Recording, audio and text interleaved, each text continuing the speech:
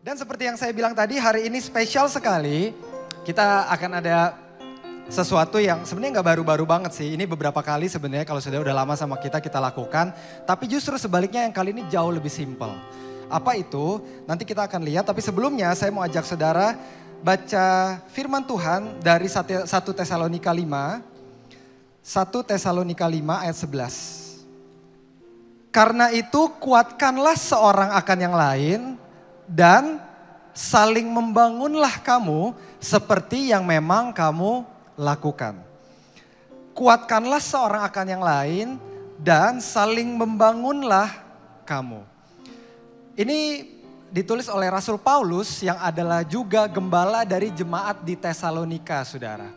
Yang berarti Rasul Paulus, sang gembala di jemaat Tesalonika ini, dia punya harapan, dia inginkan dan dia empower jemaatnya untuk bisa menguatkan seorang akan yang lain. Oke. Jadi saling menguatkan, jemaat menguatkan jemaat. Jadi bukan cuman ternyata pendeta atau gembala yang bisa menguatkan jemaat, dan saling membangunlah kamu sama. Gembala dari jemaat Tesalonika ini juga punya harapan bahwa jemaat bisa saling membangun satu sama yang lain. Jemaat membangun jemaat. Bukan cuman gembala membangun jemaat, bukan cuman pendeta membangun jemaat, tapi jemaat membangun jemaat. Dan inilah yang akan kita lakukan hari ini. Saudara hari ini akan dikuatkan, akan dibangun bukan sama saya, bukan sama pendeta yang biasanya berkhotbah. Tapi saudara hari ini spesial akan dikuatkan dan dibangun oleh sesamamu. Orang-orang, yes, kasih tepuk tangan karena orang-orang ini bisa jadi biasanya duduk di kiri kanan saudara dan saudara bilang kayak jemaat biasa nih sama kayak gue. Tapi tanpa kita tahu mereka punya kisah-kisah luar biasa di mana mereka dibentuk Tuhan, mereka diajar Tuhan. Kita masih discipleship kan? Dibentuk, diajar Tuhan dan kita boleh saksikan, kita boleh lihat dan jadi pelajaran buat kita. Betapa Tuhan ubahkan orang-orang ini. Karena itu dia ceritanya real. Bukan teori-teori, bukan motivasi-motivasi dari mimbar gitu. Enggak, ini real. Jadi ini yang kita sangat-sangat suka. Ini kisah nyata dan dekat sekali dengan kehidupan kita. Jadi saya berharap saudara membuka hati saudara untuk mendengar, untuk mau dibentuk. Ya kan? Untuk mau dikuatkan bukan cuma sama pendeta yang berdiri di mimbar tapi sama orang-orang yang biasanya duduk di kiri kanan saudara. Saudara mau? Saudara mau ya? Mau lah. Karena harus mau. Kenapa? Karena kalau misalnya kita baca ayat tadi saudara, indikasinya kalau kita baca ayat yang tadi berarti gereja yang sehat itu berarti adalah gereja yang jemaatnya bukan cuma suka nungguin pendeta terkenal aja. Bukan cuma datang ke gereja karena fasilitas, tapi ternyata dari ayat yang kita baca indikasinya gereja yang sehat adalah gereja yang penuh dengan jemaat yang bisa saling menguatkan satu dengan yang lain. Yang bisa saling membangun satu sama yang lain. Dan itu kerinduan kita. Puji Tuhan. Saudara tepuk tangan, haleluya. Saudara, kita ini jauh dari sempurna. We will make mistakes lah along the way. Kita jauh dari sempurna, tapi satu hal saudara, yang bisa kita janjikan buat saudara, kita berusaha sekuat mungkin sebisa kita untuk jadikan tempat ini tempat di mana saudara betul-betul ketemu Tuhan dan berubah. Itu benar-benar kerinduan kita dengan semua ketidaksempurnaan Grow Community Church. Tapi ini langkah awal kita untuk tunjukkan bahwa tempat ini benar-benar ada Tuhan yang bisa bikin hidup berubah. Dimulai dari mana? Dimulai dari cerita orang-orang yang akan saudara dengar nanti. Real, bukan dikhotbahin pendeta yang udah persiapan 3 bulan. Real, diproses sama Tuhan. Saudara diberkati dari kisah-kisah mereka. Amin. Yuk kita sambut yang pertama. Keisha, kasih tepuk tangan dong saudara. Kasih apresiasi, kasih support. Siapa tahu gugup kan, siapa tahu grogi. Silakan Keisha. Let's go. Wow. Shalom semuanya. Wah. Rame banget. Shalom semuanya. Shalom. Perkenalkan, nama aku Kizi Alexandra Tedianto atau teman-temanku aku panggil aku Kiki. Aku itu anak pertama dari 4 orang bersaudara dan hidup aku itu dirubah oleh yang namanya Homecoming. Jadi yang belum tahu, aku itu tuh baru lulus dari luar negeri. Di sebuah universitas di Kuala Lumpur, Malaysia, namanya Taylor's University. Nah, ada fotonya juga ya tadi. Jujur aja ya saudara-saudaraku yang dikasihi oleh Tuhan. Kembali lagi ke Indonesia setelah hidup beberapa tahun di luar negeri, itu bukanlah hal yang gampang loh. Bayangin ya, selama aku 3 tahun kuliah di luar, aku udah bertanggung jawab sendiri, aku tinggal sendiri, aku basically punya self-independence. Dan tiba-tiba harus kembali lagi ke Indonesia. Aku harus hidup bareng orang tua aku lagi, aku harus ikuti peraturan-peraturan dari orang tua aku lagi. Aku merasa dikekang. Aku merasa kehilangan kebebasan aku yang dulu. Aku juga merasa kembali ke kehidupan aku yang lama itu. Belum lagi ekspektasi dari orang tuaku dan teman-teman sekitar aku. Ya fair aja sih, aku kan lulusan luar negeri. Aku harusnya punya kerjaan yang lebih bagus. Aku harusnya inilah, aku harusnya itulah. Aku jadi merasa, am I enough? Is my life enough? Ditambah lagi, saat itu juga aku baru putus. Oh, aku jadi merasa out of place. Aku merasa aku harus adaptasi lagi. Like a missing puzzle. And that, saudara-saudaraku, that feels so lonely. Nah, sekarang saudara-saudaraku mengerti kan kenapa aku join Cool. Ya straightforward aja sih, karena aku gak mau kesepian. Aku ingat pertama kali aku datang ke Cool. Saat itu Cool aku lagi fellowship. Kita itu main kartu. Kartunya itu banyak deep questionsnya. Dan di sesi itu, aku bisa nangis loh.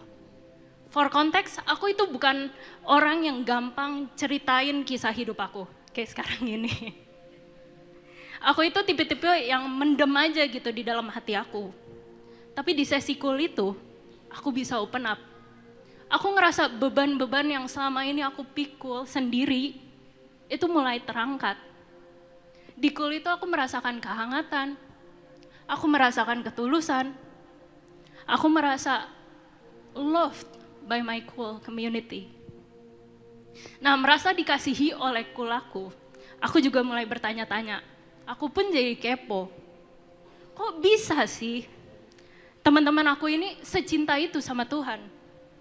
Kok bisa sih mereka udah kerja, udah melayani, masih ada waktu untuk Tuhan? Gimana caranya? Jadi aku mulai ikutin rutinitas mereka. Aku buntutin mereka. Aku mau tahu apa yang mereka lakukan, yang belum aku lakukan.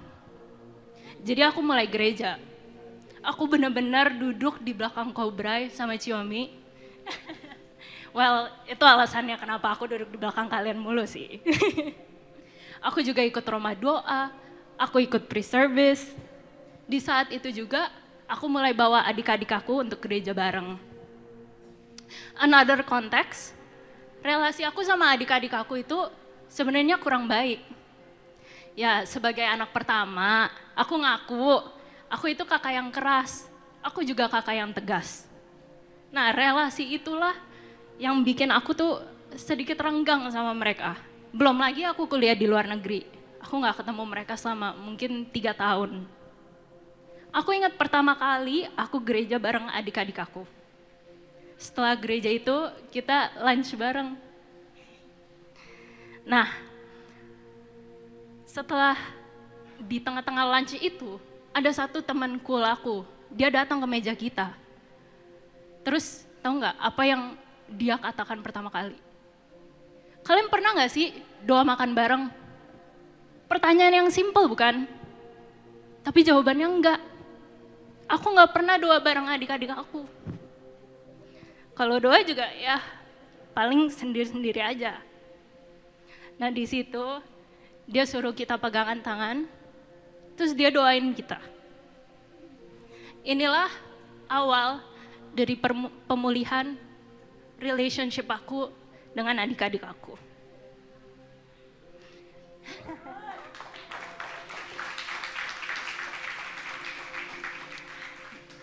Well, God is so good. Sekarang aku tiap minggu gereja bareng sama adik-adik aku. Aku juga pelayanan Grow Children, aku habis pelayanan Grow Children juga. Thank you. Aku juga lagi mengikuti Kom 100.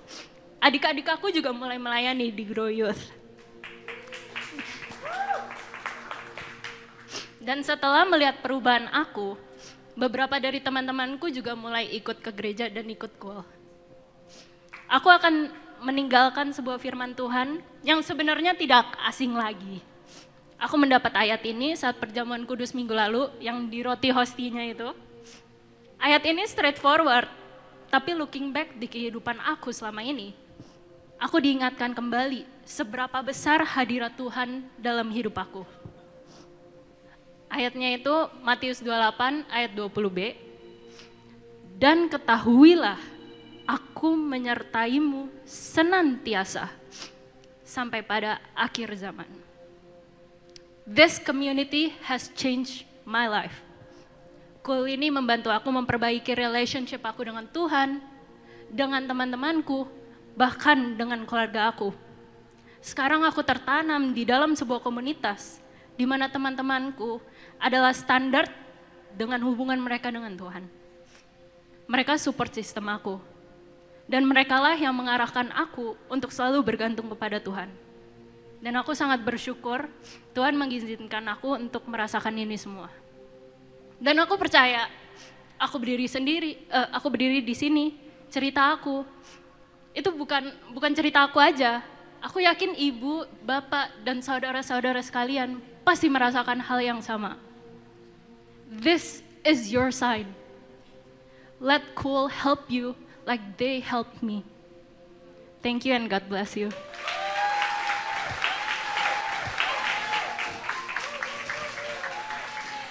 Shalom, selamat pagi. Izinkan saya memperkenalkan diri saya. Saya Debbie Sihombing dari Cool PIM 3. Terima kasih. Saya mau menyampaikan kesaksian saya pada pagi hari ini. Saya baru bergabung di gereja ini jujur baru 3 tahun. Dan baru 11 bulan saya tergabung di dalam Cool PIM 3. Luar biasa ya. Saudara-saudara, kesaksian ini sebenarnya nggak mudah buat saya. Pada bulan September, saya menemukan sebuah benjolan yang besar, cukup besar, di payudara sebelah kanan saya. Waktu itu saya cukup kaget ya, karena saya jarang cek mandiri gitu loh. Dan waktu itu entah bagaimana saya menemukan benjolan itu dan sudah cukup besar gitu. Saya membutuhkan waktu 2 bulan untuk saya punya keberanian menyampaikan hal ini kepada keluarga saya, dan akhirnya suami saya mendesak saya, kamu harus segera ke dokter. Singkat cerita, saya didiagnosa kanker stadium B. Bayangkan saudara, saya lagi diperiksa di dalam ruangan dokter, belum ada pemeriksa apapun, hanya dia periksa mandiri ya. Dia sudah katakan ibu kanker stadium 2B. Dengkul saya tuh gemeternya luar biasa. Saya mau ngancingin baju aja nggak ketemu kancingnya. Singkat cerita akhirnya dokter saat itu juga, ibu seluruh payudara ibu sebelah kanan harus diangkat. Saya kembali, pokoknya nggak ada kata-kata yang bisa saya katakan. Saya cuma satu kata yang berdoa, Tuhan kuatkan saya. Akhirnya saya bilang, oke. Saya hari itu juga langsung semua pemeriksaan dilakukan. Cek darah, cek lab semua. Singkat cerita saudara-saudara, saya menghubungi seluruh keluarga inti saya, suami anak saya, dan mama kanker 2B. Anak saya tuh yang gede, malah langsung, "Ma, kalau mama botak, aku juga botak, Ma." Saya bilang, Bang Axel ingat, mama tidak akan di kemo. Itu doa saya. Saya bilang, Tuhan, saya jangan di kemo Tuhan. Saya melihat banyak ya wanita-wanita yang mengalami perjuangan yang luar biasa waktu di kemo. Akhirnya singkat cerita 30 November saya dioperasi Dan luar biasa mujizat pertama terjadi waktu dokter melihat foto saya. Dokter bilang kamu nggak perlu diangkat semua payudaranya. Kamu hanya diangkat satu benjolan yang ada di payudara kamu. Saya di depan dokter saya, dia muslim. Saya bilang puji Tuhan. Sampai dokternya bilang haleluya. Karena dokternya mungkin banyak pasien orang Kristen juga ya. Akhirnya saya dioperasi. Dan sebelumnya itu saya mengabari kepada Bu Gem dan Pak Gem saya, Pak Beni dan Bu Narita. Sebelum saya operasi, mereka mengajak saya ketemu untuk saya didoakan. Saya sebetulnya masih agak canggung karena saya waktu itu baru 5 bulan ikut KUL. Berarti baru sekitar 8 kali pertemuan. Tapi akhirnya kami ketemu di mall gitu. Tante saya, Pak Gem dan Bu Narita. Aduh, saya mendapatkan luar biasa topangan yang dahsyat buat saya. Waktu itu saya ditumpangkan tangan, saya didoakan, dan saya mendapatkan kekuatan yang luar biasa. Apalagi Bu Gem saya juga survivor cancer ya. Bayangkan saya dipertemukan dengan gembala KUL yang sama-sama mengalami apa yang seperti saya alami. Bagaimana Tuhan tuh memimpin saya membawa ke KUL yang benar. Sorry, bukan KUL yang lain gak benar, maaf ya. Saya saya jadi agak-agak snewen nih gitu ya, agak grogi. Maksud saya KUL yang tepat gitu loh. Saya kan gak tahu 5 bulan yang lalu bahwa saya akan cancer. Benar gak? Saya gak tahu kalau saya akan mengalami seperti Bu Gem saya gitu loh. Wah, Tuhan luar biasa. Saya akhirnya ada di KUL yang Bu Gembalanya juga sama seperti yang saya alami. Akhirnya Bu Gem di tengah-tengah kesibukan sebagai seorang dokter gigi masih sempat-sempatnya nemenin saya. Pergi kita ke dokter yang lain untuk second opinion. Akhirnya saya makasih Bu Gem luar biasa. Itu benar ya. Itu kalau kita lagi sakit itu kita benar-benar butuh topangannya itu luar biasa loh. Saya ingatkan kita harus menopang sesama kita sangat membutuhkan. Saya merasakan gitu ya. Akhirnya setelah operasi saya berdoa, Tuhan saya nggak akan dikemo. Saya klaim itu setiap hari. Akhirnya setelah dioperasi 2 minggu setelah operasi hasil semua keluar. Saya cancer 2A bukan 2B dan ibu tidak perlu dikemo. Itu 3 dokter yang mengatakan kepada saya, ibu tidak perlu dikemo. Ibu hanya akan menjalani radiasi 25 kali. Setelah saya dirujuk ke Fatmawati untuk saya penindakan selanjutnya, mujizat kembali terjadi. Ibu nggak perlu 25 kali radiasi. Kemungkinan ibu hanya 21 kali radiasi. Segala kemuliaan bagi Tuhan, saya sungguh-sungguh dikuatkan. Dan kemarin juga berkali-kali setiap kami KUL, saya didoakan, selalu didoakan. Dan saya percaya ya, kasih itu luar biasa di dalam kehidupan saya. Waktu saya divonis cancer, ada satu ayat yang saya dapatkan yaitu di Yakobus 1 ayat 2 dan 4. Yakobus 1 ayat 2 dan 4. Saudara-saudaraku, anggaplah sebagai suatu kebahagiaan. Tuhan, masa saya suruh bahagia sih, saya dapat cancer gitu ya. Ini yang saya dapat secara pribadi. Anggap suatu kebahagiaan waktu kamu sedang dalam cancer. Sebab kamu tahu bahwa ujian imanmu itu menghasilkan ketekunan. Luar biasa Tuhan, baik ya saudara-saudara.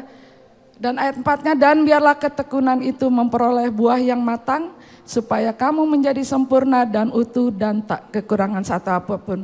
Tuhan izinkan saya melewati ini untuk saya naik di dalam iman saya, lebih kuat di dalam Tuhan, lebih maju di dalam Tuhan. Dan yang terakhir saudara-saudaraku, suatu sukacita yang besar bahwa anak saya juga di youth berapa waktu yang lalu terpilih sebagai ketua youth gitu, ketua KUL youth. Saya bilang, iya kamu lihat mama harus alami kayak gini, tapi Tuhan juga berkarya sama kamu. Anak saya ada di KUL youth dan puji Tuhan ya saudara-saudara, hasil terakhir kemarin saya diperiksa, semua organ tubuh saya normal, bagus, tidak ada penyebaran sama sekali. Dan kanker saya dinyatakan lambat atau tidak agresif. Saya percaya semua hanya kemurahan Tuhan, dukungan doa dari teman-temanku, dukungan doa dari Gembala Kul dan seluruh keluarga besar saya. Biarlah segala hormat kemuliaan bagi Tuhan. Saya masih memohon doa untuk 21 kali radiasi yang akan saya lalui. Saya percaya Tuhan Yesus bersama saya. Terima kasih, Tuhan Yesus memberkati.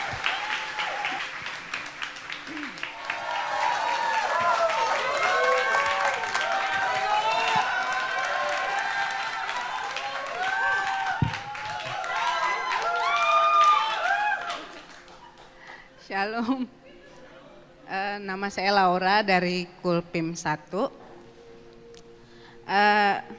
Saya mau sharing 3 bulan yang lalu itu saya ngalami hal yang pahit,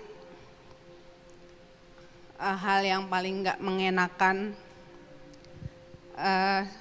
Suami saya berpulang ke rumah Bapak. Dan pastinya saya dan anak-anak saya nggak siap.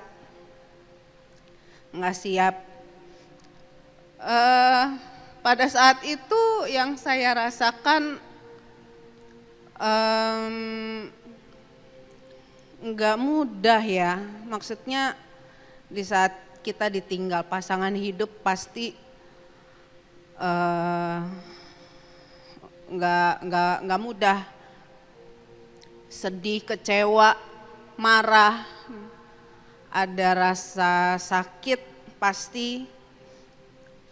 Mau enggak kecewa sama Tuhan tapi bilang Tuhan Yesus baik itu susah banget. Apalagi waktu dengar pujian penyembahan itu tuh kayak di dalam hati tuh gak terima. Di saat saya harus memuji Tuhan tapi intimidasi tuh suami kamu lagi enak-enakan tuh di sana gitu. Maksudnya di sama Tuhan Yesus lagi enak-enakan tapi kita posisi hati kita harus memuji Tuhan gitu. Jadi itu pasti nggak enak. Tapi saya bersyukur kalau saya ada di tempat yang tepat di Grow Community Church. Saya bersyukur saya ada di komunitas teman-teman Kul, teman-teman pengerja yang ngebangun saya, ngebangkitin saya, mensupport saya. Saya selalu ditanya sama teman-teman, Bu Lora, Kak Lora kapan mulai pelayanan lagi? Saya pikir belum bisa lah kondisi seperti ini kayaknya saya nggak bisa melayani. Maunya sih mundur dari Tuhan gitu, maunya mundur dari pelayanan. Ngapain lah percaya lagi, maksudnya udahlah Tuhan apalah itu. Tapi saya disupport sama teman-teman pengerja, teman-teman Kul terutama. Pada saat kedukaan 3 hari kedukaan, di saat-saat saya ngeblank nggak tahu mesti ngapain, justru mereka yang bantuin saya, mereka yang atur semua prosesi sampai pemakaman, bahkan sampai iring-iringan ambulans aja mereka yang aturin. Kalau ntar abis ambulans mobilnya ini, sampai hal-hal yang sedetail itu. Di saat-saat saya merasa saya sendiri pada bulan Desember itu, mereka, Kak lagi di mana? Kita lagi kesini yuk, kita mau ke Dufan nih, mau jalan-jalan, mau ke sana ke sini. Mereka selalu ada, mereka temenin aku, mereka support aku, mereka doain aku, walaupun dalam hati tetap masih apalah itu. Tapi aku percaya kalau aku ada sampai hari ini karena dukungan doa dari teman-teman semua, teman-teman Kul, teman-teman pengerja. Dan aku percaya kalau aku bisa ada, aku mesti kuat walaupun pasti nggak kuat. Cuman ada ayat yang terema buat aku di Roma 4 ayat 18b. Sebab sekalipun tidak ada dasar untuk berharap, namun Abraham berharap juga dan percaya. Dan ayat itu yang membuat aku udah nggak ada harapan lagi. Menurut aku nggak ada harapan. Tapi aku mau kayak Abraham aja, aku berharap aja, aku percaya aja sama Tuhan, aku serahin aja hidupku sama Tuhan, biar Tuhan yang beracara di dalam hidup aku. Ya, terima kasih. Tuhan Yesus memberkati.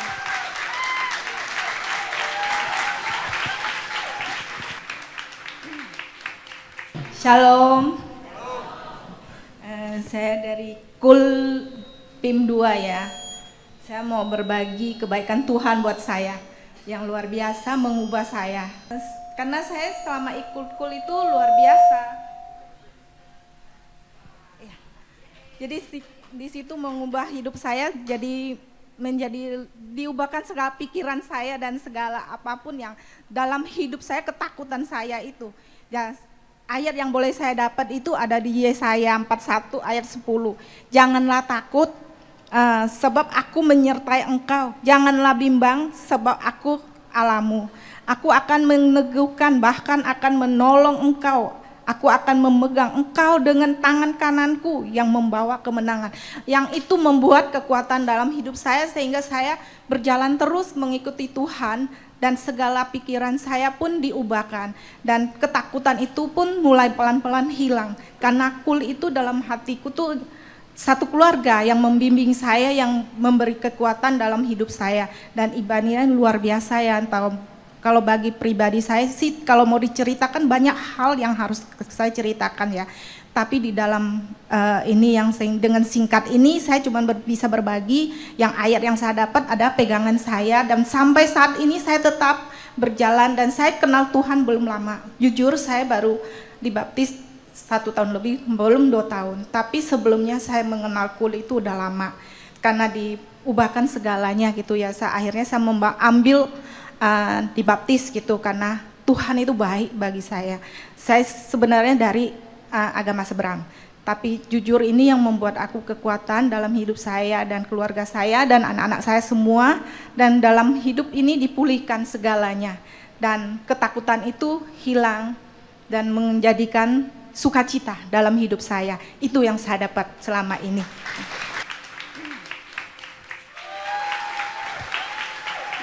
Shalom semua. Perkenalkan, aku Amira dari KUL Tanjung Duren. Jadi aku join di GC dan di KUL itu di tahun 2021, di mana pada saat itu aku baru merintis 1 tahun bekerja, baru fresh graduate gitu ya. Bersyukur di dalam KUL itu aku menemukan teman baik yang bahkan sampai saat ini pun menjadi satu circleku saat ini. Namun seiring berjalannya waktu itu juga aku mengalami struggle di dalam pekerjaan dan juga ibuku waktu itu jatuh sakit. Sehingga pada akhir tahun 2022 waktu itu aku memutuskan untuk keluar dulu dari KUL. Dengan tujuan waktu itu aku berpikir untuk menenangkan diri dan fokus menyelesaikan masalah dan fokus ke ibuku pada saat itu.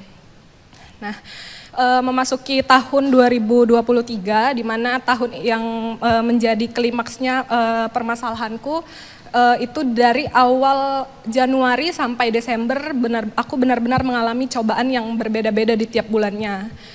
Di bulan Januari itu aku harus mengalami operasi batu ginjal yang harus aku lalui sendiri karena waktu itu ibuku juga lagi sakit.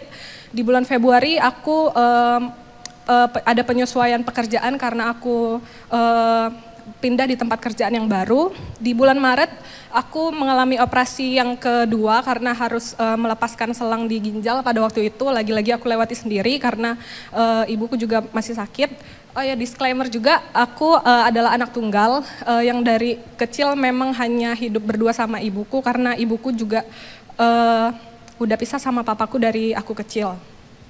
Di bulan April aku mengalami kena tipu investasi bodong, di mana waktu itu harus menguras semua tabunganku sampai aku pun harus berhutang untuk menutupi kebutuhan sehari-hari dan juga pengobatan ibuku waktu itu. Di bulan Mei ibuku mengalami penurunan, kelumpuhan, sehingga aku juga struggle dalam pekerjaan bolak-balik antara kantor dan rumah untuk mengurus ibuku karena waktu itu aku nggak mampu bayar nenis gitu kan. Di bulan Juni dengan berat hati aku harus menitipkan ibuku waktu itu di yayasan panti jompo karena aku nggak bisa handle antara mengurus mamaku dan juga pekerjaan pada waktu itu. Di bulan Juli, Agustus, bahkan sebenarnya sampai akhir tahun itu bersyukur sebenarnya ada teman mamaku yang membantu dalam finansial dan juga pengobatan ibuku, tapi sungguh banyak drama dan keributan pada saat waktu menjalani itu. Nah, di bulan September itu aku mengalami kegagalan relationship, putus cinta, di mana waktu itu orang tua dari pihak lelaki tidak setuju akan background dan juga kondisiku pada saat itu. Di bulan Oktober tentu mental aku dan ibuku naik turun, di mana waktu itu juga mamaku penurunan kesadaran lagi sehingga di bulan November mamaku dipanggil Tuhan. Nah, di bulan Desember aku kena keracunan makanan lagi sehingga aku harus masuk rumah sakit lagi pada waktu itu. Di sepanjang tahun itu yang aku notice adalah teman-temanku, bahkan mereka itu masih sangat yang peduli menanyakan kabarku, menanyakan aku I'm okay gitu, walaupun pada saat itu kondisinya aku nggak join cool kan gitu. Nah, setelah melalui itu pun aku juga sadar Tuhan pelan-pelan memulihkan keadaan finansial dan juga pekerjaanku. Waktu itu aku langsung diberkati saat itu. Tapi yang aku sadar juga bahwa hati dan mental serta trauma aku tuh masih ada gitu loh pada saat itu. Karena waktu itu banyak orang yang bilang aku kuat, aku hebat, aku udah bisa melewati semua tahun itu dengan baik gitu. Tapi ketika orang-orang bilang kayak gitu tuh sebenarnya aku merasa ada rasa marah dan aku sebenarnya nggak mau di posisi itu. Siapa yang mau gitu kan melewati semua itu kalau nggak terpaksa gitu. Nah, saat itu aku masih menutup diri yang kayak masih belum mau berkomunikasi dengan orang banyak dan sebagainya. Aku malah kesana kesini, aku mencoba hal nekat lah, aku ke psikiater, bolak-balik minum obat segala macam. Tapi aku juga nggak nemuin jalan keluar pada waktu itu gitu kan. Sampai satu titik di mana aku berdoa sama Tuhan, aku sungguh-sungguh. Tuhan ngingetin aku suatu keadaan di mana waktu aku SMA, kuliah itu aku masih aktif dalam pelayanan dan juga komunitas. Tuhan ingetin satu hal, kalau waktu itu kalau aku tetap berjalan dengan Tuhan dan di dalam komunitas yang benar, sebenarnya Tuhan itu akan memenuhi aku, memenuhi hati dan damai sejahtera, bahkan sukacita yang Dia bisa kasih gitu loh. Jadi singkat cerita aku minta penyertaan Tuhan sampai singkat cerita, jadi akhir tahun 2024 kemarin aku decide untuk kembali lagi ke dalam cool gitu.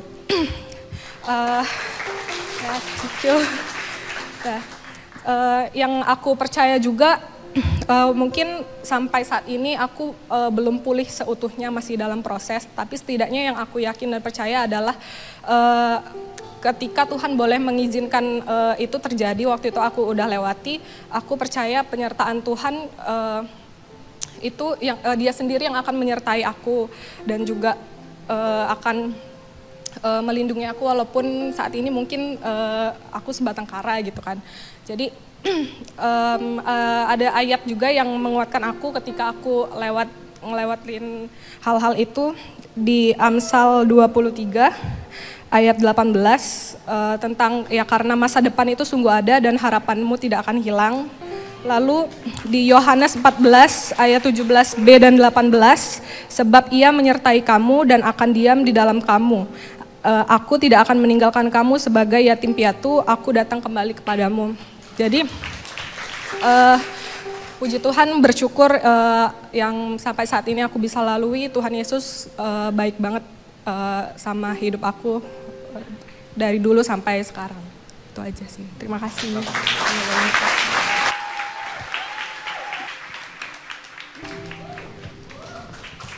Shalom, selamat pagi.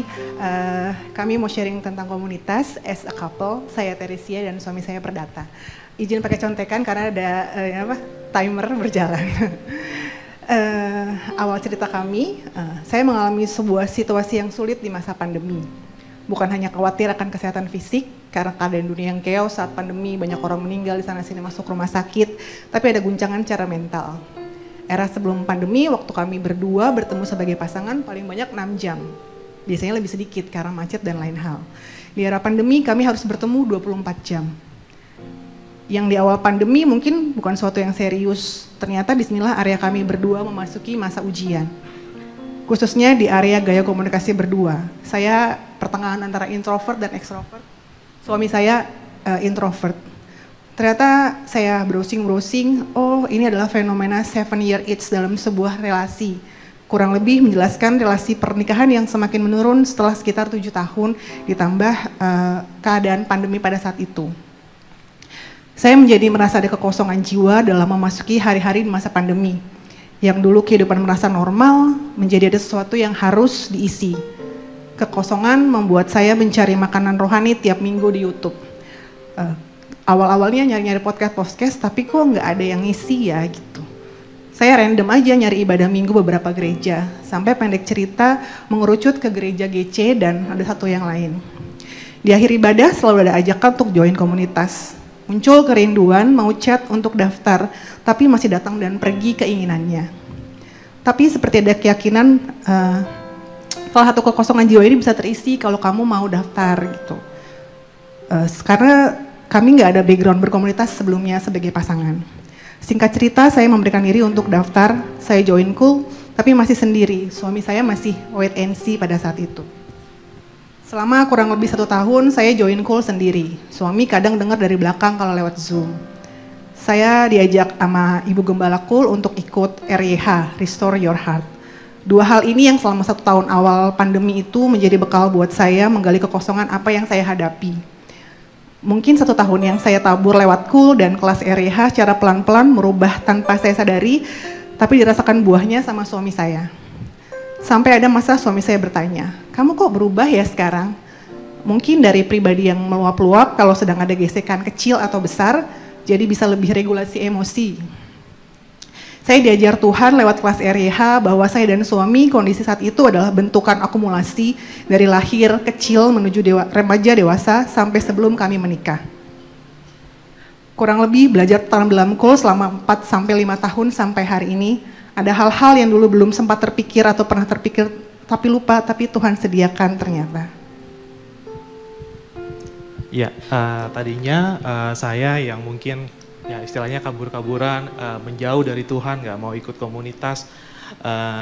Akhirnya saya memberikan hati untuk masuk ke komunitas, Bapak Ibu.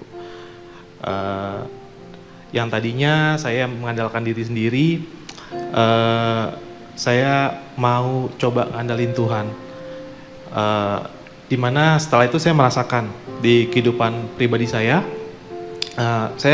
mendapatkan rema atau pesan bahwa walaupun saya berusaha menjauh dari Tuhan, saya merasakan Tuhan tuh rindu untuk mencari saya. Jadi Tuhan tuh rindu untuk menempatkan saya lagi pada rencananya. Yang tadinya mungkin hilang, dicari lagi oleh Tuhan. Itu yang saya rasakan. Saat kami juga berada di komunitas, kami juga mendapatkan pesan bahwa ternyata kami tuh nggak sanggup untuk membangun relasi ini tanpa Tuhan. Jadi memang kami harus mengandalkan Tuhan.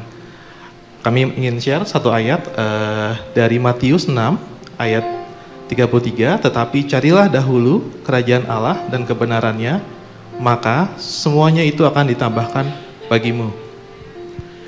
Jadi kami nggak berusaha untuk memperbaiki relasi secara pertama gitu ya, tapi kami berusaha secara couple untuk mencari Tuhan dulu.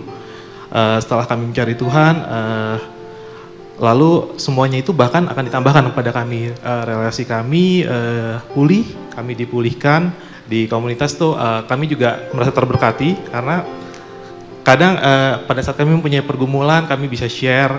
Itu kayak safe place kami untuk share. Kami yakin bahwa apa yang kami share tidak akan keluar. Kami mempercayai bahwa komunitas kami adalah keluarga kami. Lalu kami juga bisa menjadi berkat sama orang lain. Bahwa ketika orang lain share terkait dengan pergumulan atau pokok doa mereka, kami juga bisa untuk bantu mendoakan mereka. Di komunitas kami juga kami mendapatkan vibes positif. Bahkan tadinya saya yang sangat introvert, sangat males untuk udah 5 hari kerja, hari Jumat pulang malam, nyampe rumah juga udah malam, masih harus ikut call gitu ya. Tapi ternyata di kelelahan fisik itu ternyata saya mencari di setiap weekend itu saya mencari call. Bahwa di situ saya menemukan ada suatu damai sukacita yang baru, kekuatan yang baru gitu. Walaupun lelah fisik tapi rohani juga terisi. Gitu. Jadi di call juga mungkin saya merasakan saya kayak diberikan makanan rohani. Gembala call juga memastikan bahwa kami juga mendapatkan rohani sebagai perpanjangan tangan pastoral. Gembala Kul juga menyampaikan pesan-pesan pastoral di Kul tersebut atau komunitas tersebut. Sekian sharing dari kami, terima kasih.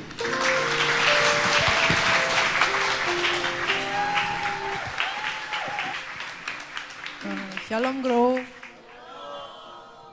Perkenalkan aku Novi, aku member dari Kul GC 4. Aku di sini mau cerita sedikit tentang pengalaman aku berkomunitas di Grow. Aku sadar sih kehidupan aku sehari-hari itu penuh tantangan kan. Setiap hari ada ujiannya beda lagi, cobaannya beda lagi. Jadi aku sadar kalau aku tuh nggak bisa sendirian nih kayaknya kalau kayak gini. Kalau misalnya aku cari komunitas teman-teman di luar kan sekuler, mungkin kalau aku tanya sesuatu jawabannya pasti kan nggak sesuai dengan mungkin dengan firman atau dengan maunya Tuhan gitu. Semenjak aku gabung di Kul, tadinya kan aku di Kul GC 1 karena multiplikasi, sekarang aku ke Kul GC 4. Karena aku gabung itu aku ngerasa aku nggak pernah sendirian, jadi apapun yang terjadi, kadang ada masalah apapun, hal kecil apapun, aku selalu kadang curhatnya sama ketua Kul aku gitu. Dan mereka tuh nggak pernah ngerasa keganggu dengan telepon aku atau chattingan aku, jadi aku ngerasa bener ya aku nggak pernah sendirian dalam ngadepin ini. Terakhir itu yang sangat berat buat aku yaitu bulan Oktober 2024 anakku itu mengalami tindakan tidak menyenangkan dari 2 orang temannya di sekolah. Dan itu mengakibatkan luka fisik di anakku. Dan akhirnya aku sempat sharing sama teman-teman Kul gimana nih kelanjutannya. Dan ternyata waktu itu aku dibantu sama almarhum Om Pedi. Dia bantu aku dalam menyelesaikan masalah ini dengan maksudnya untuk menghadapi kasus ini gitu, jalan ke pihak berwajib. Terus ini juga aku waktu itu ketemu sama pihak sekolah buat menjelaskan maksudnya gimana anakku gitu nasibnya. Dan ini aku ditemenin sama ketua Kul aku dan mereka tuh nggak pernah ragu gitu, selalu nanya gimana kasusnya, gimana, perlu ditemenin nggak, kapan ketemu sekolah lagi, aku temenin. Dan di anggota Kul di tempat aku itu ada 2 orang guru sekolah minggunya Kenzo, anakku. Terus dia tuh selalu nanya juga dari awal pertama aku dapat masalah ini, mereka telepon terus kayak nenangin, kayak kuat ya Mam, harus kuat, kamu nggak salah. Jadi aku jalanin itu juga ya udah legowo dan aku kuat kayaknya untuk jalanin ini dan aku nggak pernah takut. Nah terus dalam komunitas aku di Kul ini, aku ngerasa mereka itu menanamkan, ada ayatnya Amsal 19 ayat 17 yang berkata, siapa menaruh belas kasihan kepada orang yang lemah, memiutangi Tuhan yang akan membalas perbuatannya itu. Jadi aku ngerasanya dalam komunitas ini tuh penuh belas kasih, nggak ada yang ngehakimi aku, walaupun kadang aku suka cerita terus mungkin kalau menurut anggota Kul aku salah langkah gitu, mereka nggak ngehakimi aku yang oh iya kamu tuh salah gini, harusnya jangan kayak gini, enggak. Tapi mereka yang memang menegur tapi enggak sama sekali menghakimi aku gitu. Jadi aku bersyukur banget tertanam di gereja ini, terus aku juga ikut komunitas di gereja ini karena aku jadi nggak ngerasa hidup sendirian lagi karena aku punya komunitas yang sehat. Dan dalam komunitas itu aku belajar kalau aku harus punya belas kasih yang tulus terhadap teman-teman yang seiman maupun yang mungkin di luar itu, bahkan ke keluargaku atau sepupu atau yang lain. Jadi aku harus punya belas kasih untuk tahu gitu, seenggaknya nanya mereka ada masalah apa atau ada pergumulan apa. Itu sih. Terima kasih.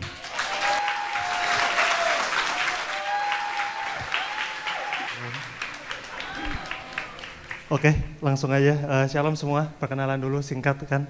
Nama saya Brian Jonathan, cuman biasa dipanggil BJ. Kenapa? Soalnya co-leader saya kebetulan namanya juga Brian. Jadi saya harus turun tahta ya kan, jadi nama saya dipanggil cuma panggilan. Oke, kita langsung aja. Hopefully suara saya jelas ya saudara-saudara. Kalau misalnya tidak ada kurang jelas atau gemetar-gemetar, mohon dimaklumi. Ini pertama kali saya di panggung. Oke, saya akan cerita sedikit tentang kehidupan saya, sedikit saja. Jadi 2014 itu adalah tahun pertama saya berjumpa dengan Tuhan Yesus. Jadi saya dulu bikin perjanjian sama Tuhan, saya mau jadi pilot dulu. Saya mau jadi pilot, saya bilang, saya berjanji kalau saya akan baca Alkitab tiap hari, maka Tuhan akan mengabulkan impian saya menjadi pilot. Nah, jadi saya lama-lama baca Alkitab dan dari situ Tuhan berbicaralah kepada saya.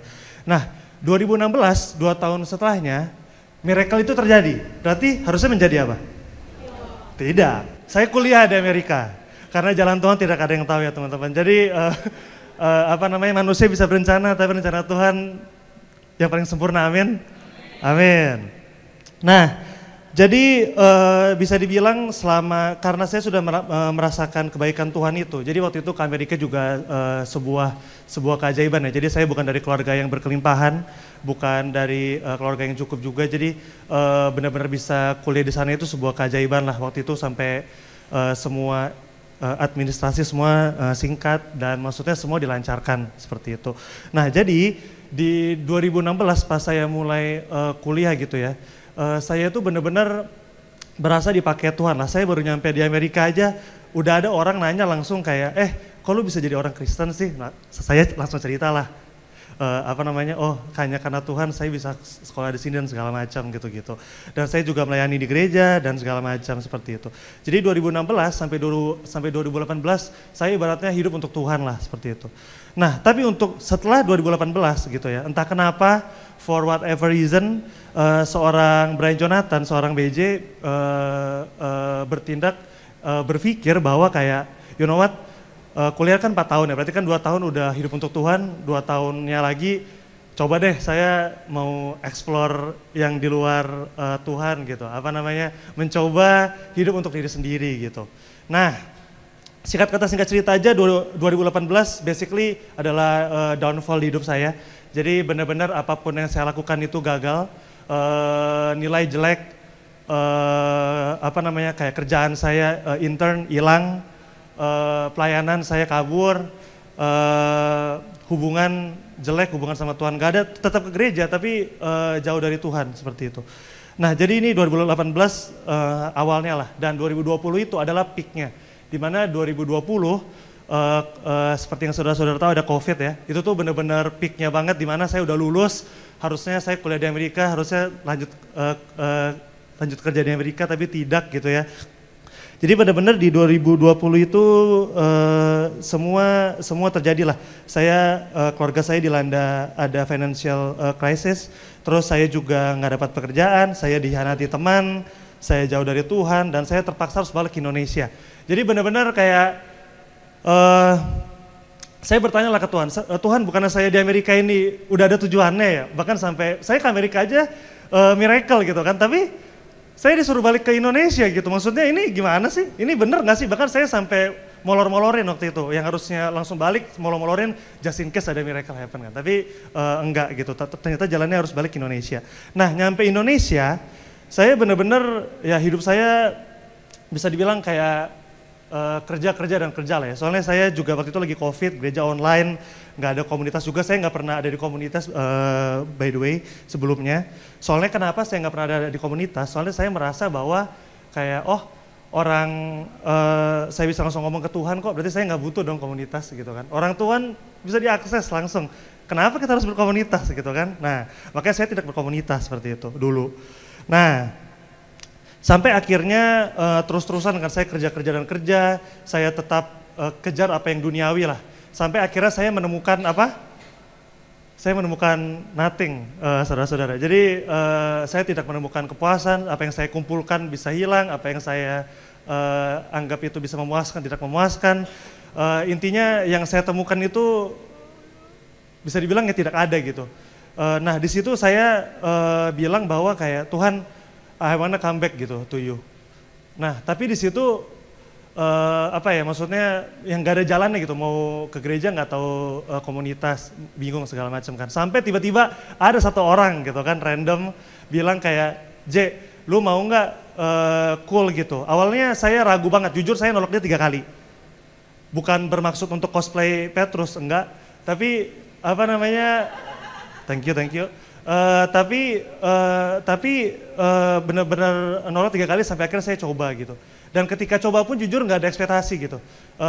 Saya jujur pas awal-awal join Cool, saya bilang kayak saya mau coba Cool lain, soalnya saya nggak merasa cocok gitu sama anggota Cool saya. Tapi apa yang terjadi adalah, little did I know, komunitas itu adalah salah satu hadiah terbaik dari Tuhan untuk saya. Jadi yang tadinya saya rasanya jauh dari Tuhan ya, yang udah jauh gitu, yang tadinya pelayanan, tadinya bla bla bla bla bla bla. Jadi saya tadinya itu kira Cool, saya akan kembali ke form awal, dalam artian saya akan kembali pelayanan lagi, saya kembali apa segala macam. Tapi ternyata nggak sampai situ doang guys, komunitas itu ya. Saya sangat bersyukur saya tertanam di komunitas yang dimana Cool leadernya bisa menegur ya. Jadi kalau misalnya ada salah, saya ditembak-tembak sana sini, tapi itu semua untuk kebaikan seperti itu. Nah, jadi pelan-pelan tapi pasti. Awalnya yang tadinya ragu, lama-lama pasti, lama-lama kembali menemukan Tuhan gitu kan, lama-lama kembali jadi tahu lagi hatinya. Perspektif yang tadinya saya udah pegang dari masa kuliah, yang tadinya saya merasa saya paling benar gitu kan, sebagai orang Kristen, saya melihat orang Kristen lain saya judge segala macam, gak mau join komunitas. Lama-lama itu semua dipoles satu-satu lah, dipoles satu-satu, saya diproses lewat komunitas. Nah, sampai akhirnya saya ada hati lah, kayak waktu itu saya bilang ke co-leader saya,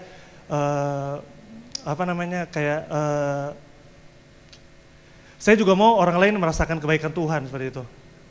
Bukan cuma saya doang, tapi saya juga mau mengutarakan kebaikan Tuhan gitu ke orang-orang. Nah, jadi mulailah waktu itu pelayanan ya di Groyot seperti itu. Nah jadi cool ya, bukan hanya saja mengembalikan saya ke Tuhan, tapi mengembalikan saya juga ke jalan yang benar. Bukan cuma saya doang, saya juga jujur khawatir sama orang tua saya. Orang tua saya kan anak-anaknya semua kuliah di luar, jadi mereka kayak nggak ada kegiatan gitu di rumah. Kadang-kadang saya khawatir kayak mereka ini kesepian nggak sih di rumah, nggak ada komunitas segala macam. Jadi waktu itu saya juga sampai bilang ke ketua leader saya bahwa kayak tolong dong bantuin cari orang tua saya komunitas juga gitu. Jadi puji Tuhan orang tua saya juga udah tertanam di komunitas. Dan yang yang paling kerennya apa teman-teman, mereka juga mulai melayani. Jadi tuting ya, bahwa komunitas bukan hanya berpengaruh untuk saya doang, tapi untuk keluarga saya juga. Dan yang paling penting ini semua berawal dari simple yes ya, maksudnya yang tadinya ragu tapi tetap coba aja, tadinya nggak cocok tapi coba aja. Yang penting fokus kita ke Tuhan dulu kan, cari Tuhan maka apapun itu akan diberikan. Itu aja. Terima kasih teman-teman.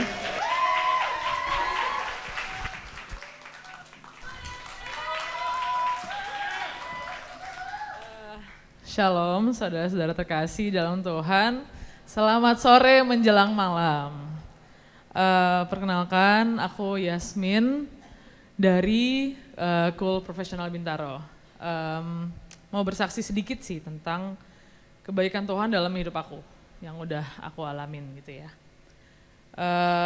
Pertama-tama thank you buat Grow Community Church udah memberikan kesempatan untuk saya bisa dipakai Tuhan untuk share testimoni kebaikan Tuhan sore hari ini. Jadi kesaksian ini berawal di bulan Juli tahun 2022. Jadi sekitar 3 tahun ya, 3 tahun yang lalu saya diizinkan Tuhan untuk mengalami penyakit yang cukup serius gitu, yaitu tumor otak, dan ada 2 di otak saya gitu ya, yang bikin saya jadi lumpuh total setengah badan gitu. Jadi di ujung kepala sampai ujung kaki tuh lumpuh total sebelah kanan. Nah, yang akhirnya puji Tuhan saya sadari bahwa itu adalah redirect dari Tuhan agar saya kembali masuk dalam rencananya lagi gitu. Jadi sebuah musibah yang jadi anugerah buat saya gitu. Karena kalau nggak ada itu, nggak tahu deh Yasmin udah di mana, udah ngapain, udah sangat amat jauh dari Tuhan gitu ya.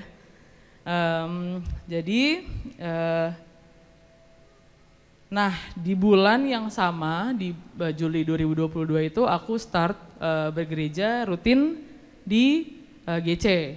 Walaupun masih harus pakai wheelchair saat itu, karena kan masih lumpuh ya, setengah badan gitu ya. Dan aku ingat banget ibadah aku visit kedua aku itu di tanggal 8 Juli. Jadi masih 5 hari fresh out of rumah sakit.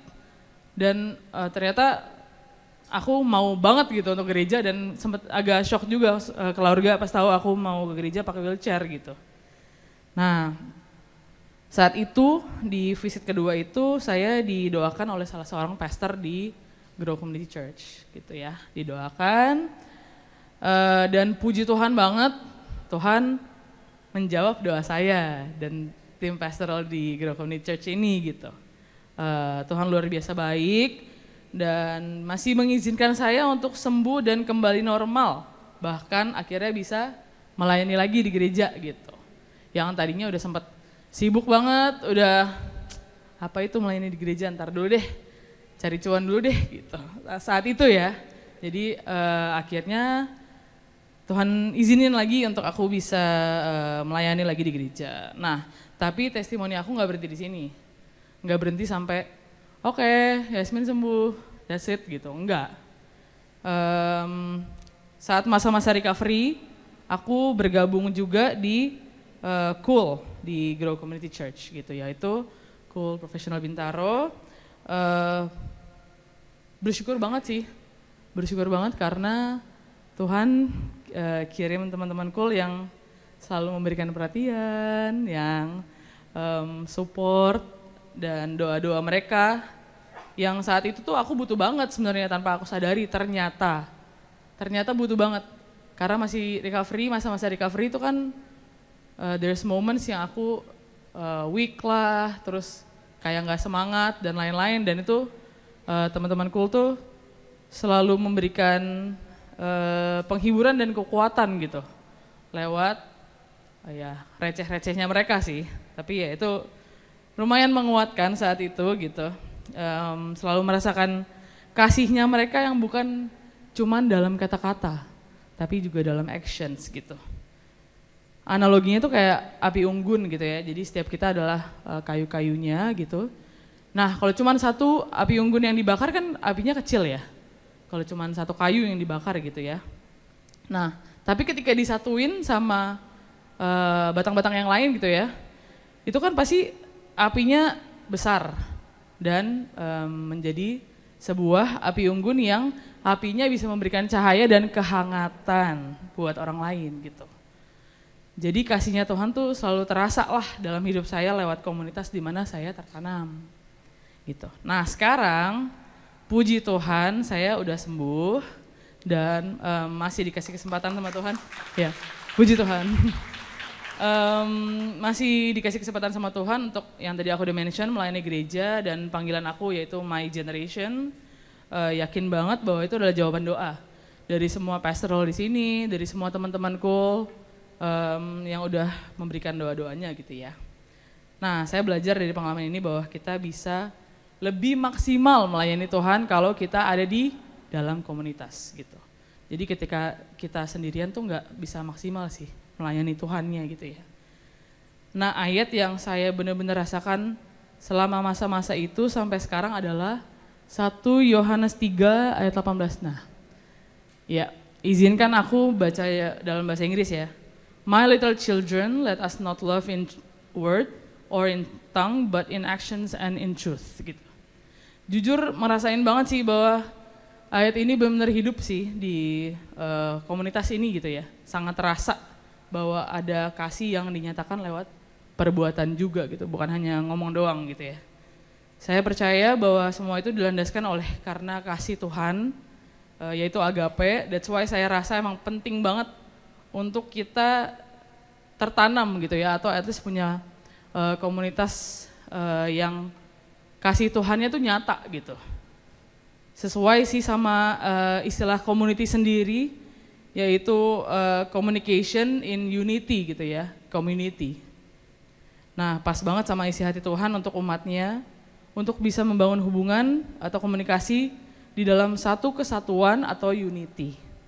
Karena Tuhan ciptakan kita bukan untuk menjalani hidup seorang diri saja, melainkan bersama-sama saudara seiman gitu. Demikian kesaksian saya, semoga bisa menjadi berkat untuk saudara-saudara semua sore hari ini. Puji Tuhan, Tuhan memberkati.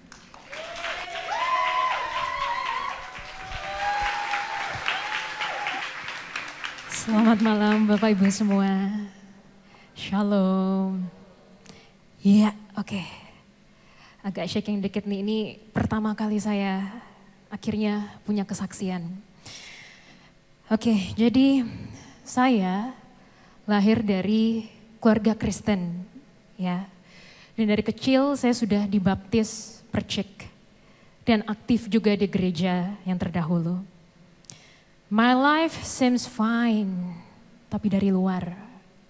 Nah, deep down, saya merasakan emptiness selama masa quarter life crisis. Saya yakin di sini juga mungkin banyak anak-anak muda yang merasakan kekosongan di masa-masa itu. Saya tuh jadinya mempertanyakan gitu ya, apa iya ya hidup tuh gini-gini aja? Udah ya kerja sih, hidup sih, tapi kayaknya nggak sesuai sama yang saya mau deh. Terus mulai membandingkan diri sama orang-orang lain, complaining. Tetap usaha, ngotot tapi pakai tenaga sendiri, bukan mengandalkan Tuhan. Jadi my life was just running in a circle, repetitif aja gitu, makin lelah, gampang emosian. Dan puncaknya itu 2 tahun yang lalu. Nah, supaya bisa mengisi nih, saya dan mama saya akhirnya sering mencari siraman rohani dari berbagai gereja. Salah satunya itu GC. Jadi dalam 1 bulan bisa 1 kali atau mungkin 1 kali dalam 2 bulan ke GC. Dan iya memang terisi. Tapi kalau udah selesai besoknya kosong lagi. Jadi ya benar-benar hampa gitu ya. Saya memang bekerja ke gereja, melayani tapi rasanya tuh datar, ngambang, kering. Emang gak ke jurang sih, gak ke yang negatif-negatif. Hidup tapi mati. Jadi hidup ini apa? Jadi saya tuh setiap hari, hampir setiap hari ya, itu bisa nangis sendiri, teriak-teriak, sampai ini pusing. Urat-urat itu muncul. Mungkin ada yang pernah ngerasain. Nah, saking gak tahan ngeliat saya kayak begitu, habis ibadah raya di GC, mama saya tuh bilang ke saya, tahu gak kamu, mama berdoa supaya kamu ditangkap di GBI Gandaria City, waktu itu masih di sana. Karena mama udah gak tahu lagi nih, supaya kamu gak galau-galau. Bulan-bulan berlalu, masih galau, masih empty. Tapi suatu saat di hari Sabtu malam di bulan Agustus 2023, saya tuh lagi nangis kencang lagi, saya berdoa sama Tuhan. Tuhan, aku gak tahu harus ngapain, mulai dari mana ini mau nata hidupku lagi, krisis identitas. Aku butuh mentor, karena katanya kalau orang mau sukses itu perlu punya mentor. Tapi nggak tahu mau cari mentor di mana. Mentor yang kayak gimana juga yang tepat. Secara instan, besok minggunya yang tadinya saya sama teman saya lagi mau jajan ke gereja yang lain lagi, tiba-tiba nggak jadi.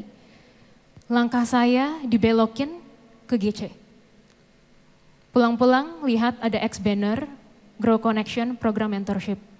Baru kali itu saya merasakan yang namanya jawaban instan dari Tuhan. So nggak pakai mikir-mikir, saya ikuti program itu. Saya dapat mentor yang luar biasa dan akhirnya menjadi jembatan saya bertemu dengan gembala kul saya saat ini. Di Kul PIM 3, Bang Ben. Gitu, jadi sejak 2024 saya ikuti kul, saya ikuti juga Grow Connection, volunteering, dan itu mulai membentuk saya. Nah, di sini saya tersadar sebenarnya, oh hidup saya kayak ayat CD saya ya. Ayat CD saya itu di Efesus 2 ayat 13.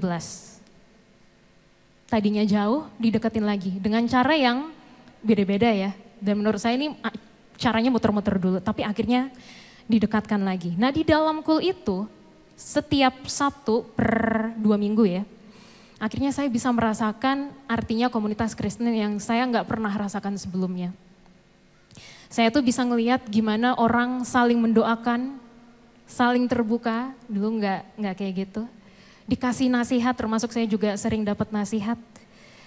Saya juga ngelihat gimana orang sukses melewati pergumulannya. Jadi karena itu saya merasa sangat lebih bersyukur. Dan saya juga melihat keluarga Kristen yang berhasil mendidik anaknya bisa dipakai Tuhan dengan luar biasa. So kul itu menjadi kesaksian hidup yang selalu saya saksikan per 2 minggu. Memberikan refreshment, jadi gak kosong lagi, gak datar lagi. Dan setiap pulang kul dengan semangat saya ceritakan apa yang saya dapatkan ke mama papa saya. Dan keinginan untuk semakin tertanam, mau lahir kembali itu semakin kuat di Agustus 2024. Saya pengen benar-benar menyerahkan diri aja deh, lahir baru, baptis selam. Tapi papa mama saya, terutama papa saya, sangat menentang karena katanya salah, dosa. Kita bisa berdebat berjam-jam untuk itu. Jadi oke, ya udah saya ikutin dulu aja, tetap ikut kul dan kegiatan yang ada di sini. Hingga di Januari 2025, saya diingetin lagi nih sama kul leader saya. Jangan lupa ikut House of Prayer. Nah, di saat itu tadinya saya udah nyiapin list doa-doa. Tapi anehnya, gak ada yang keluar. Saya cuma bisa nangis. Terus tiba-tiba saya kayak dapat gambaran wajah papa saya dan kayak disentil sama Tuhan. Kamu senangin papa kamu dulu. Maksudnya apa? Jadi gini, papa saya itu kayak ada proyek kecil-kecilan, proyek sini gitu yang saya biasanya nggak mau bantu. Karena bukan style aku, nggak mau. Bisa sampai gontok-gontokan. Nah tapi saat itu saya kayak oke Tuhan, oke, sorry aku lakukan. Dan tiba-tiba keluar dari mulut saya, kira-kira isinya kayak, Tuhan aku tuh mau dekat sama Tuhan. Dan benar-benar tertanam, aku tuh pengen lahir lagi. Tapi papa nggak boleh. Soalnya katanya dosa. Jadi kalau lahir kembali itu nggak salah, baptis selam, ya, baptis lagi itu nggak salah. Tuhan deh yang urusin papa, Tuhan aja yang bicara sama papa. Karena udah sering berantem karena hal itu aja. Ya udah, pulang-pulang saya bilang ke papa saya, Pa, aku akan bantuin papa. Tersyok-syok dia. Dan beberapa hari kemudian dengan ajaib di meja makan, papa saya berikan izin saya untuk lahir kembali. Yang rasanya itu hampir nggak mungkin karena papa saya itu orangnya baik sih, tapi keras banget. Sekali A tetap A. Di situ saya menangis, rasanya lega banget. Di otak papa saya bisa tiba-tiba muncul gitu, bahwa kalau dogma itu tergantung denominasi dan itu tergantung dari Alkitab. Di Alkitab nggak dibilang kalau lahir kembali, baptis itu dosa, padahal dulu itu udah bisa gontok-gontokan sampai ditunjukin buku, baptis lagi itu adalah dosa. Siapa sangka Tuhan bisa memutar hati papa saya dan hati saya juga tadi ya, jadi taat. Dan ya di sini saya akhirnya baru mengerti rasanya ketika kita berserah, Tuhan itu yang bekerja. Apalagi kalau dengan niat yang benar. Dan doa-doa yang tadi, pemikiran yang tadi juga saya nggak bisa dapetin kalau saya nggak datang kul, saya nggak ketemu dengan kul leader saya. Jadi semua orang yang ketemu saya di sini benar-benar dipakai Tuhan, akhirnya saya bisa berdiri di sini. Itu saya nggak pernah terpikirkan. Dan 15 Februari 2025 baru aja akhirnya saya dibaptis ulang, baptis selam. Dan luar biasanya papa mama saya yang menyaksikan langsung. Di situ sempat hampir mau nangis ya. Puji Tuhan lahir baru, jadi sekarang memang masih jadi bayi lagi ya, mulai dari nol. Benar-benar jadi the seeker, komitmen saya untuk benar-benar bertumbuh. Akhirnya saya ikut KOM 100, saya tetap ikut KUL, saya volunteering di Grow Connection juga. Dan setiap ambil keputusan kalau dulu mengandalkan pikiran, sekarang udah enggak lagi. Sekarang jadinya apa-apa, yaudah deh tanya Tuhan dulu supaya selaras. Dan walaupun masih ada pergumulan, udah enggak kayak mental tahu atau mental stroberi lagi. Enggak emosian lagi, enggak hampa. Benar-benar bisa hidup. Karena yang saya lihat itu kalau hati papa saya dan hati saya bisa diputar sama Tuhan, apalagi hal-hal lain yang di dalam hidup saya. Itu, dan dari sini saya belajar untuk taat dengan ayat yang serupa. Bisa nyambung ke sini adalah Yehezkiel 36 ayat 26. Kamu akan kuberikan hati yang baru. Nah, pas lagi House of Prayer, saya diberikan hati yang baru, papa saya juga. Dan roh yang baru di dalam batinmu. Dan aku akan menjauhkan dari tubuhmu hati yang keras dan kuberikan kepadamu hati yang taat. Beneran loh. Dan dari proses ini saya belajar bahwa Tuhan itu bekerja di luar pemahaman kita. Yang dulu saya nggak ngerti, taunya teori doang. Sekarang saya ngalamin, puji Tuhan. Jadi jangan pakai pikiran sendiri, mungkin yang ada lagi quarter life crisis juga. No worry, berserah aja sama Tuhan, taat dan setia. Karena akhirnya saya bisa mengalami juga nih yang nyata di dalam hidup saya, puji Tuhan. Thank you.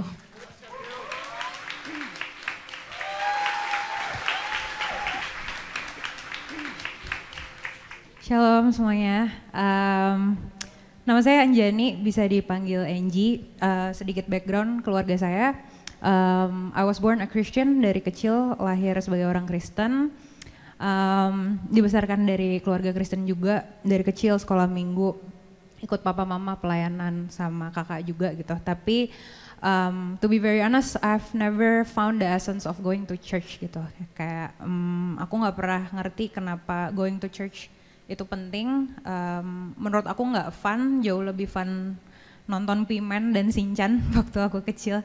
Tapi growing up aku sampai aku SD, SMP, SMA aku tetap nggak ngerti gitu esensinya. Jadi aku benar-benar pergi ke gereja itu karena benar-benar ya udah ngikut aja, solidaritas dengan papa, mama dan kakak gitu ya.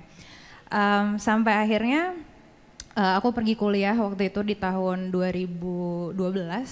I went for college, terus di kuliah itu aku ketemu sama Tuhan gitu ya. Aku experience God. Aku ditangkap sama orang-orang di gereja dan di momen itu aku experience Tuhan dan aku mulai mengerti kayak oh ini ternyata esensi dari ikut Tuhan gitu. Aku jalanin kuliah aku, kerja aku sampai akhirnya aku pulang tahun 2019 for good balik ke sini dan hal pertama yang aku cari pas aku pulang adalah komunitas gitu, kayak aku nggak mau jauh-jauh lagi dari komunitas, aku mau tetap balik ke komunitas gitu. And I found my community here, anak-anak homecoming di gereja ini gitu ya. Dan aku mulai tertanam di situ gitu. Singkat cerita, walaupun nah ini dia sih, walaupun aku udah tertanam di komunitas, pada hari-hari itu di mana aku baru mulai keterima kerja dan mulai adjust dengan kehidupan, mulai bekerja ya di tahun itu, aku keseharian aku itu tidak dekat dengan orang-orang di komunitas aku gitu. Jadi aku tetap my everyday life, my everyday activity, aku spendnya sama orang-orang di kantor yang gak kenal Tuhan, aku spend sama orang-orang di luar gereja dan setiap hari aku lebih banyak spend time sama mereka, aku ngomong sama mereka gitu. Dan benar kata firman Tuhan di mana Tuhan bilang pergaulan yang buruk merusak kebiasaan yang baik, itu aku benar-benar experience karena aku mulai lebih nyaman spend time sama mereka, aku mulai kebiasaan-kebiasaan baik aku mulai terubah dengan seringnya aku spend time sama mereka gitu ya. Well mungkin aku tetap ke gereja gitu hari Minggu, aku tetap ke cool seminggu sekali, tapi aku mulai lebih nyaman setiap harinya tuh sama orang-orang di luar gereja gitu. Dan orang-orang di cool aku, keluarga terdekat aku, orang-orang yang sayang sama aku mulai menyadari adanya perbedaan dari diri aku, kayak sifat aku yang mulai negatif, yang lebih suka yang lebih jalan backwards daripada moving forward in a positive way gitu ya. Mereka mulai remind aku, hey don't go too far, kayak let's go back gitu. Tapi di momen itu karena aku udah lebih nyaman dengan mereka, aku mulai tutup telinga aku mulai tutup mata aku, tutup hati aku mulai lebih dengerin teman-teman yang di luar Tuhan gitu. Sampai singkat cerita, aku masuk ke dalam titik rendah dalam hidup aku. Aku mulai pelan-pelan, slowly, walaupun gak langsung gitu ya, tapi aku mulai malas lagi pergi ke gereja, malas lagi datang ke komunitas, mulai malas lagi baca Alkitab. Aku mulai pacaran sama orang yang beda agama pada waktu itu. Aku mulai enjoy sama dunia malam, aku mulai enjoy kenikmatan dunia, clubbing dan segala halnya. Aku mulai fokus dan nikmatin hal itu sampai aku benar-benar stop going to church for 2 years. 2 tahun aku berhenti ke gereja, dan di momen itu aku diizinkan ya untuk jatuh ke dalam dosa. Aku sampai ke titik terendah dalam hidup aku jatuh. Di momen aku jatuh itu juga pacar aku saat itu dia tinggalin aku. Teman-teman yang aku spend time bareng tiap hari, mereka semua tinggalin aku, dan aku ngerasa hidup itu ya nggak ada gunanya lagi gitu. Kayak I question life, maksudnya what's good in life. Dan aku juga ngerasa nggak berarti dan nggak layak, kayak maksudnya hidup aku udah bobrok dan kayaknya udah nih, apalagi dalam hidup yang perlu gue hopeful for gitu. Di momen-momen aku lagi terpuruk itu di kamar aku sendirian, aku cuma nangis, tapi aku ingat banget ada suara di dalam hati aku yang ngingetin gitu, kayak it's not too late gitu to go back to your community. It's not too late. Orang pertama yang kamu harus cari orang-orang yang dekat sama Tuhan gitu. Jadi di momen itu aku walaupun ngerasa nggak layak dan ngerasa berat, tapi di momen itu aku paksain diri aku buat, you know what, let's go back, it's never too late, ayo kita coba lagi dari awal. Di momen itu aku coba approach lagi ketua kul aku yang saat itu aku tinggalin 2 tahun, aku nggak pergi, aku tinggalin mereka. Dengan malu aku datang ketok pintu mereka gitu ya, kayak hey, kayak Koko, Cici, kayak I know aku nggak layak terima ini, aku dan mungkin lo boleh nggak buka pintu lo buat gue gitu, kayak I don't expect anything gitu, tapi I am so broken and here I am gitu. Aku tahu aku cuma butuh Tuhan sama orang-orang yang cinta sama Tuhan gitu. Dan di momen itu out of surprise, dan aku benar-benar dari lubuk hati aku yang terdalam, aku nggak expect anything. Bahkan aku mungkin udah expect kayak kalau mereka misalnya bilang kayak sorry banget Ji, kayak kita kecewa banget sama kamu, kayaknya kita nggak sanggup deh kasih kepercayaan itu lagi. Kayak I would accept that gitu. Tapi di momen itu mereka rangkul aku, mereka peluk aku, mereka nangis bareng aku, mereka ngerunduk bareng aku, dan mereka bilang, Angie, kita sayang sama kamu, kayak let's go back home gitu. Dan di momen itu aku benar-benar merasakan gambaran kasih Tuhan ya, kayak lewat mereka gitu, orang-orang yang peluk aku lagi, ngajak aku balik lagi, dan benar-benar accept aku lagi despite of aku udah ninggalin mereka dan aku udah abandon them mungkin ya, aku udah nggak dengerin mereka gitu, tapi mereka accept me lagi. It somehow represents God's love for me. Dan kalau orang-orang bisa tanya kayak, kok lu bisa sampai kayak gini sekarang, lu nggak go back lagi, kayak lu tetap bertahan, lu jalan dengan iman lu, karena aku bisa bilang satu hal, it's because I can see God's love through His people gitu, yang mengubahkan hidup aku benar-benar. Dan ini jadi ayat pegangan aku sampai sekarang di Jeremiah 29 verse 11, "For I know the plans that I have for you, declares the Lord, plans to prosper you and not to harm you, plans to give you hope and a future." And ini benar-benar nyata banget dalam hidup aku, karena aku benar-benar sempat mikir, I don't have hope anymore, mungkin hidup aku udah berantakan, nggak layak diterima sama siapapun gitu. Tapi Tuhan bilang kalau plan aku itu prosper kamu, plan aku itu baik buat kamu, dan itu akan terjadi, itu pasti akan terjadi gitu. So if you guys experience similar things with me, hal yang sama, mungkin kalian mikir udah gak ada harapan lagi, percaya kalau Tuhan Yesus mampu bawa aku sampai ke titik ini, He will do the same to you. Thank you, God bless you.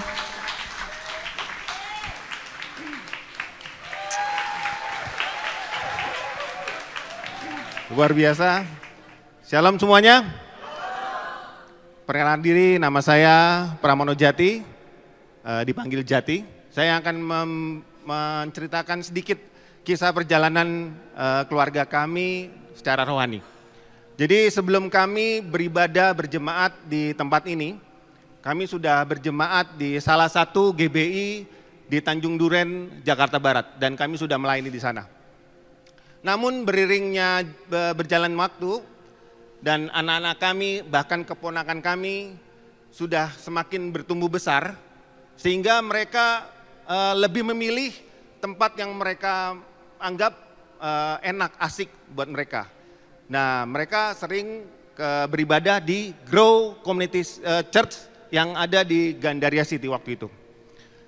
Kemudian memang di gereja kami yang lama, seumuran dengan anak-anak kami kebetulan emang agak jarang, sehingga anak-anak kami merasa mereka kurang nyaman lah dan kurang punya komunitas rohani yang dia dapat di gereja. Singkat cerita, di akhir tahun 2024, saya dan istri saya tercinta dan keluarga besar maupun hamba-hamba Tuhan yang di gereja kami lama, bahkan kami juga berdoa sendiri dan minta tuntunan Roh Kudus. Jangan sampai saya salah melangkah nih ya. Dan singkat cerita, saya sudah melakukan semuanya dan saya yakin, sehingga saya memutuskan untuk pindah dan bergereja bersama-sama dengan anak-anak kami di Grow Church. Nah, sebelum kami pindah, kami dapatkan rema dari Tuhan, yaitu di firman Tuhan di 3 Yohanes 1 ayat 4, dikatakan di situ, bagiku tidak ada sukacita yang lebih besar daripada mendengar bahwa anak-anakku hidup dalam kebenaran. Itu yang menguatkan saya, berarti anak-anak saya, anak-anak kami itu dan keponakan kami itu sudah benar, sudah punya komunitas yang mereka menurut mereka asik dan bertumbuh menurut mereka. Saya nggak berlama-lama lagi, saya langsung segera pindah, dan saya yakin percaya. Saya yakin dan saudara-saudara terkasih juga mungkin percaya bahwa dimanapun keluarga kalau bersatu, berkumpul, beribadah dalam satu keluarga, dalam satu gereja, itu berkatnya akan melimpah, pasti melimpah, saya yakin dan percaya. Dan akhirnya di bulan Januari 2024, kami, di bulan Januari 2025, kami sekeluarga besar sudah resmi sebagai warga jemaat di Grow Community Church ini. Dan mohon izin, bukan hanya berjemaat, tapi kami sudah masuk dalam KUL juga. Bahkan di komunitas KUL ini kami menemukan orang-orang yang luar biasa dan satu frekuensi. Kenapa saya katakan satu frekuensi? Karena baru kenal aja kayaknya udah bertahun-tahun kita kenal. Karena saking akrabnya. Dan bukan itu aja yang saya rasakan di KUL. Saya rasakan juga secara rohani pertumbuhan iman saya semakin menyalanya dalam Tuhan. Bahkan bukan hanya kami yang menyala-nyala, tapi anak-anak dan keponakan kami juga menyala-nyala. Buktinya mereka setelah ibadah youth, mereka huddle, dan bahkan keponakan kami saat ini sudah melayani di youth hari ini. Luar biasa. Dan satu lagi, saya dan istri saya juga karena saking menyala-nyalanya, kami ikut dalam KOM 100 secara online. Jadi keluarga besar kami sangat sukacita, sangat diberkati banget di gereja ini, dan kami mau bertumbuh bersama-sama dalam iman, sehingga nama Tuhan selalu dipermulakan dalam langkah kita semua. Terima kasih semua, tetap semangat, Tuhan Yesus memberkati. Ya, itulah saudara, sederhana banget. Saya nggak tahu saudara mungkin, mudah-mudahan enggak. Tapi kalau misalnya kayak saudara agak nggak happy, cuman gini doang. Karena betul tadi ibadah tadi ada yang keluar pas tahu hari ini cuman testimoni.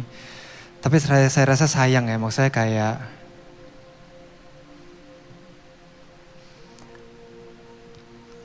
apa berarti orang-orang di kiri kanan kita nggak ada artinya di gereja? Betul, kita ngerti sekali bahwa emang ada ekspektasi untuk kayak dapat sesuatu yang mind blowing gitu dari atas mimbar sama pendeta yang jago ngomong.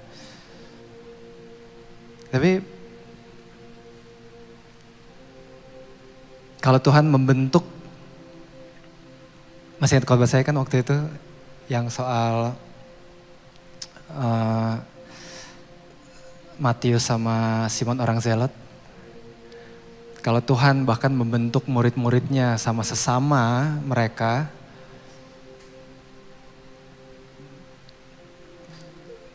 berarti Tuhan juga sangat bisa membentuk kita lewat sesama kita. Ini sederhana sekali. Apa yang ingin kami sampaikan gitu ya buat Bapak Ibu Saudara. Dan saya sangat-sangat percaya beberapa dari saudara punya pergumulan yang mirip-mirip sebetulnya. Saudara bisa pilih apakah dari Pak Jati, apakah sama dengan Bu Novi, apakah sama dengan Kak Laura, dengan Bu Laura. Dan harapan kami sesederhana apa yang saudara lagi alami dan saudara lihat ada orang yang juga mengalami. Nah itu tuh. Dan bahwa upah daripada kesetiaan untuk mau diajar, untuk mau berproses sama Tuhan, hasilnya baik. Dan saudara bisa lihat muka-mukanya gitu istilahnya ya. Real, makanya itu tadi yang saya bilang, kata kuncinya siang hari ini real. Saudara bisa lihat, wah pastor gak tahu sih anak saya. Saudara baru dengar Bu Novi. Aduh pastor gimana ya, saya tuh pengen anak-anak saya bertumbuh. Saudara dengar Pak Jati. Pastor nggak tahu sih waktu pandemi suami saya meninggal, sama Bu Laura juga meninggal suaminya. Real. Memang benar mungkin saudara nggak dapatkan sesuatu yang bisa saudara quote di Instagram. Tapi kami harapkan cerita-cerita ini bisa jadi, itu persis tadi yang Rasul Paulus bilang, jadi apa tadi? Kekuatan sama bisa membangun. At least dengan tahu bahwa ada orang-orang di sekitar saudara yang datang di gereja yang sama, punya masalah yang sama kayak saudara, tapi mereka nggak menyerah dan mereka keluar sebagai pemenang. Berarti saudara juga bisa keluar sebagai pemenang karena Tuhannya sama. Kasihnya sama. Tujuannya sama, jadikan kita layak di hadapan Dia. Jadi ini aja saudara, memang tentunya nggak setiap minggu kayak yang saya tadi bilang.